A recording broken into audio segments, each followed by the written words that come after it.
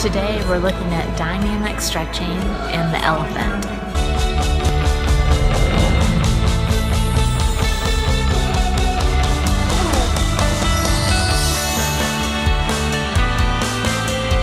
Welcome to the Pilates Show, where we explore creative and innovative Pilates tips and techniques to help deepen the skill level of the movement educator while having fun.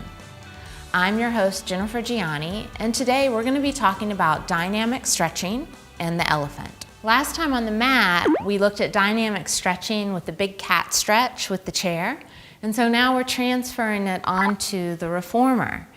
And this is a wonderful way to really get the essence of the big cat stretch is to do it on the reformer. So the reformer, you have all the support of the carriage, and also you have the communications with the spring. So let's begin with that same choreography of the big cat stretch on the reformer using the yoga strap again. So we'll start with the yoga strap around the forearms. I have 2 red springs on at this point, and bringing my hands onto the bar, and then lining up my feet, maybe with the shoulder blocks. The feet can come forward if you'd like. And so from here, I want to wrap my fingers at first and imagine I'm trying to bring the bar back to me and kind of pull the bar apart at the same time. And so I'm feeling that tension of the yoga strap onto my forearms. I think I'm going to bring it up just a little bit more too. Good. So feeling that tension of the yoga strap. And then from here, I can really feel that same thing that we talked about with the big cat stretch on the mat, that my arms are being injected into my mid-back. I'm not just pushing the bar forward and kind of hanging into my rib cage and shoulders, but as I'm reaching my hands into the bar, at the same time, the top of my arm bone is being injected into my spine.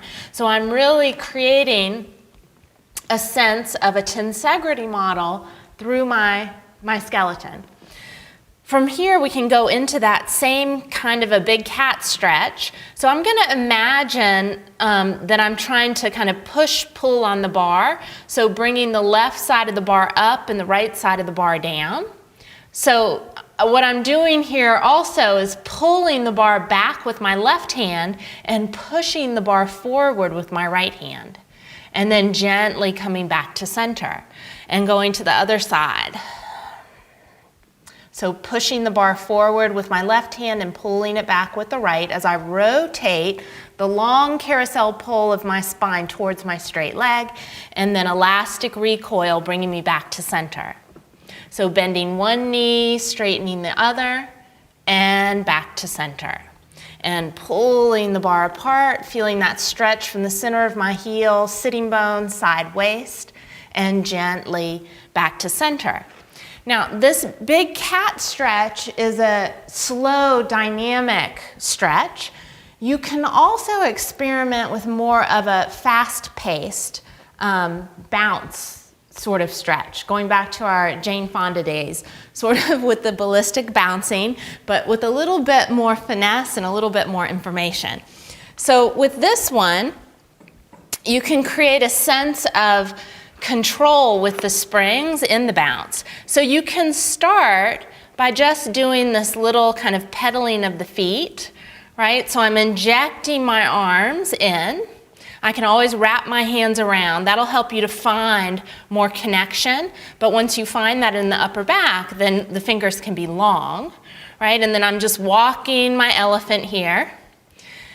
And then if you get this, you can stop on one leg and do a 3, 2, 1, and in. 3, 2, 1, and in. So here we can incorporate a little bit of that fast-paced bounce stretch that they talk about in the fascial fitness regime.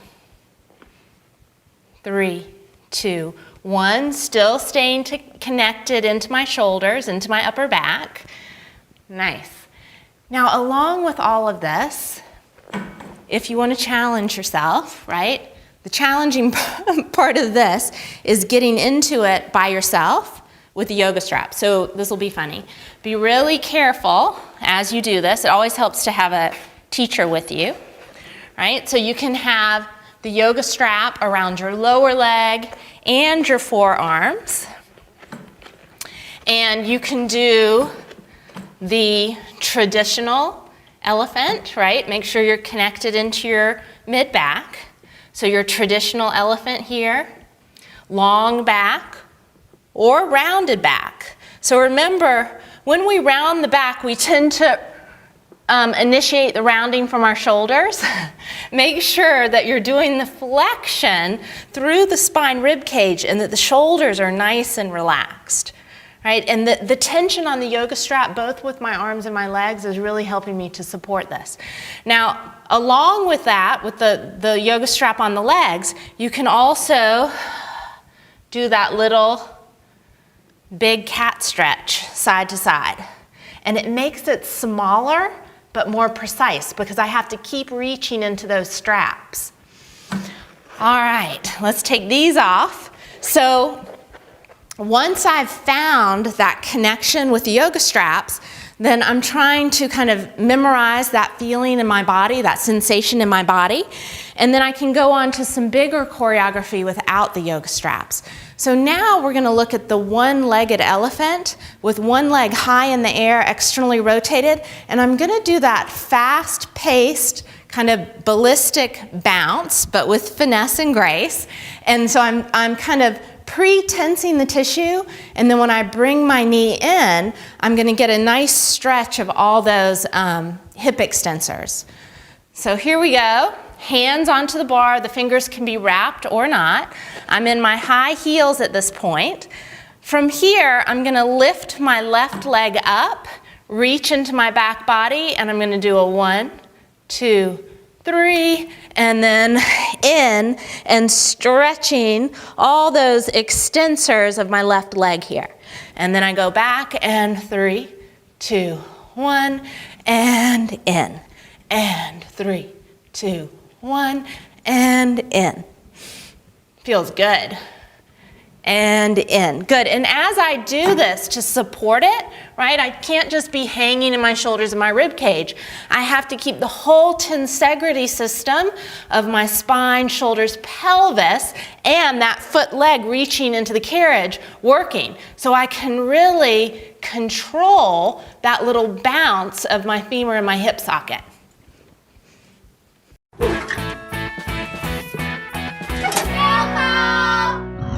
Jodie wrote in on the forum, and she was asking about any tips that we have for training ice skaters.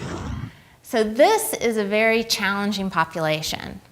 Ice skaters do so many wild things with their bodies, just balancing on that little knife edge. So their feet are highly bound in the tight shoes, like a ballet dancer. But it's even, in my mind, a worst case scenario for the ice skater because they are just balancing on that little knife edge of the blade and going in wild trajectories of their body with really, really intense speed. So the first place that I would go with the ice skaters are their feet. I think that that is the number one highlighted place that you just have to begin with. So with the feet, I would recommend doing all of the release work that you've seen on our site.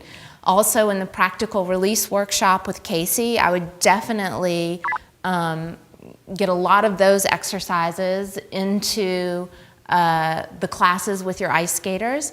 And then once they've created lots of options in their feet, so they have really supple, strong, reactive feet, then putting them onto the reformer and doing some of the classical footwork with different tensions of springs. So we want to take all this really nice joint articulation that you found in their feet. So their feet are no longer like little clubs, but they're actually really mobile units, like the snake of the foot, so that they can do all sorts of things in the foot and the ankle, and then taking all of that good movement work in the foot and the ankle and putting it onto the reformer. and having them communicate with the springs and having them connect that work of the foot and ankle up into the leg and up into the pelvis. So that would be the first place that I would go. I also want to show you some work with the foot and the ankle that I learned last week from Tom McCooks. So this is very, very simple, but it's talking to the inversion and eversion of the ankle joint and getting those joints very, very supple. And I think this is really important for the population like skaters, because there is so much injury, of course, of them rolling, especially out on their ankle. And so if we train that, if we make sure that those joints in the ankle are really responsive and they're moving in the right manner and they're transitioning in the right manner, then when they do roll a little bit too much, their ankle is ready for it, so that they don't have that rigidity in their foot and their ankle, but they have a really responsive foot and ankle. So here's very, very simple. So you'll have your client stand up. Their free leg and foot, the leg and foot that they're not working, is going to step behind them. And then the foot that you are working, we're going to concentrate on the lateral ankle. So in parallel, you're just going to roll to that pinky toe side of the foot. Make sure that when you do this, that you're not jamming out your knee and sticking your pelvis way out. You want to have a little bit of a softness of your knee and just an easy, relaxed pelvis with the tail dropping down. Now here, I think the best thing to do is roll onto the bottom of the foot and then to the pinky toe side of the foot. So just do a few nice, easy pulsations in parallel, kind of warming up and opening that structure of the outer lower leg and outer ankle. And then you can also do this in an internally rotated position. So you want your ankle to be aware of all these positions that the leg might go into. And then also in an externally rotated position. Always making sure that you're not sitting into the joint of your knee, and always making sure that you have a relaxed position of your pelvis and the tissue around your sitting bones is relaxed. After we have opened that lateral ankle, then you can go to the medial side of the ankle. So legs and feet are really nice and wide, and you'll bend into that opposite knee, and that allows you to roll to the big toe side of the foot and open that medial ankle. Again, you can do a little bit of the pulsation onto the whole foot and then onto the big toe side of the foot. And you want to keep your knee nice and supple, and you want to always cue yourself to relax in the front of the hip and around the sitting bone, so you have a nice heavy pelvic half. It's really interesting after you've done these simple ankle openings, lateral and medial, just to go into a forward bend and really notice and sense the difference in the two legs, especially in your hamstring length and tension around the sitting bone. It's really quite remarkable. So you'll come down, yep, lots and lots of difference between my two legs. So after you've done both legs, then you can go into a little bit of a circling on the bottom of the feet. So Tom taught us this. This work, this choreography, you'll also see in gyrokinesis, and you'll also see this choreography in chi running, right? So seeing it in so many places, it must be good, right? So here, you're working the transition points between your plantar flexion, inversion, dorsiflexion, and your eversion. So you're working all the positions that your ankle joint might go into in a really small way, and the transition points between those. So what that's encouraging is a real fluidity in the tissue of your feet and your ankles, and a fluidity in the rotation of the bones. Good. So it feels really nice. So Jodie, I'm really interested in how the work with your skater goes and how you might be incorporating some of the things that we talked about in here and some of the new ideas that you come up with. That's it for today. If you have a comment or question that you'd like to see answered on an upcoming episode, comment below or on Facebook, Twitter, or on the forum on our site. See you next time, and never stop learning.